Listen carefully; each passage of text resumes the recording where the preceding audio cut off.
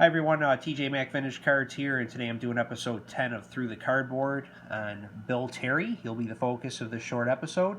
This is his 1934 Goudey card. What I really enjoy about these cards is these little player silhouettes in the background. You have the catcher at home plate. It looks like play at looks like first base the way the field's drawing out.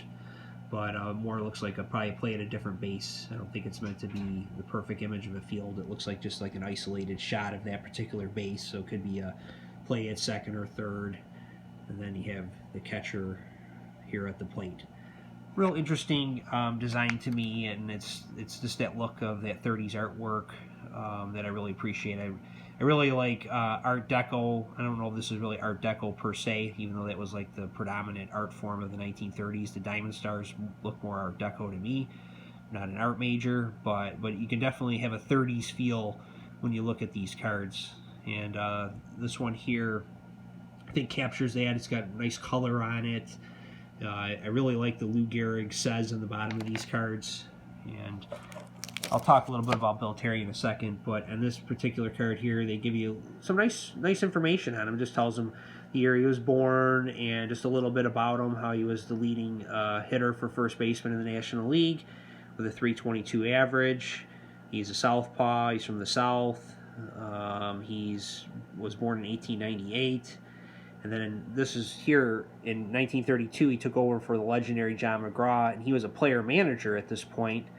And he piloted the team in 1933 to the National League pennant and the World Championship. So, and then there's just the information on the Big League Chewing Gum Goudey Corporation, Boston, on the bottom.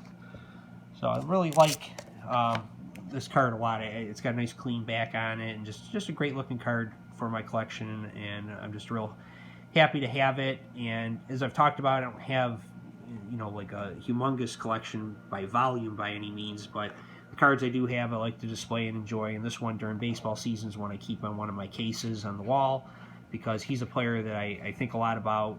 I think he was a very good player, a good manager. I'm going to talk a little bit about him. Not going to get into all the statistics per se. I more like to tell stories, so I got a little short story I'm going to share about him now, and just get a little bit of his background first, though.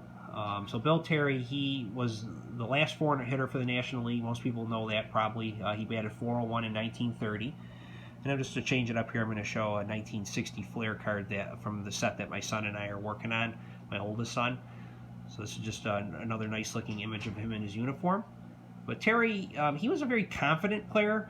I listened to an interview on him a while back, and he knew he could play the game at a young age. He said as a child he had a good eye, and he was a self-trained hitter. Nobody ever really instructed him on the art form of hitting, which was probably more common back then with players of that era. They didn't really have places they could go and learn how to hit and things like that. He just kind of learned and picked it up. And the ones that were natural, had the natural ability and good eyesight could do it.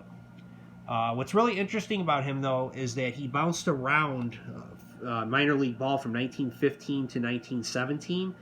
And he started as a 16-year-old playing minor league ball.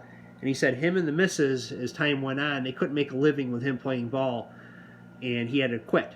So he never hit higher than .238 in any of those seasons that he played in minor league ball from 1915 to 1917. And then from 1918 to 1921, he was just out of baseball. He ended up playing Double-A ball in 1922 before signing with the Pirates in 1923. Now, there is a very interesting story that I read about Bill Terry that I just want to share with you today. He told a story about when he was a player manager, so this would have been in the 1932 or later time frame with the Giants, and they were playing the Pirates.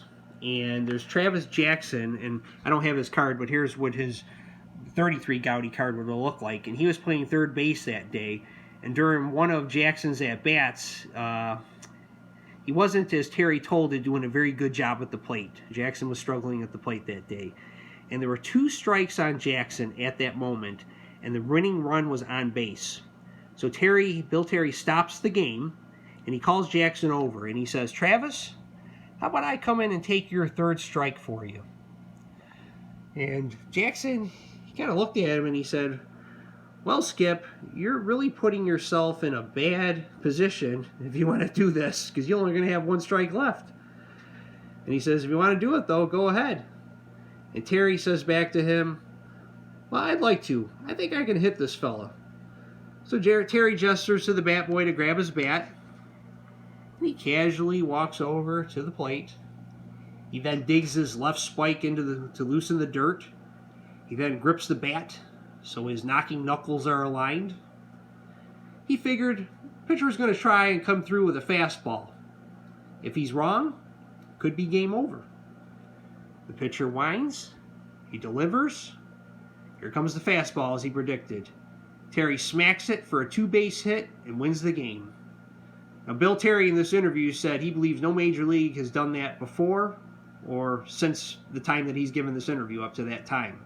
And I couldn't really find anything about a pinch hitter ever coming in with 2 strikes and certainly performing at that level if they did. So just to wrap this up, Terry finished his career as a .341 hitter in 14 seasons. He won the World Series in 1933, as I stated, and he was inducted into the Hall of Fame in 1954. Now, for many years, he was regarded as the finest first baseman in the National League. It's no longer the case now. I'd say it's probably likely Albert Pujols, even though he didn't play his whole career in the National League, or maybe even Jeff Bagwell could make a case for that. So that's the story on Bill Terry. I hope you enjoyed it, and have a great day.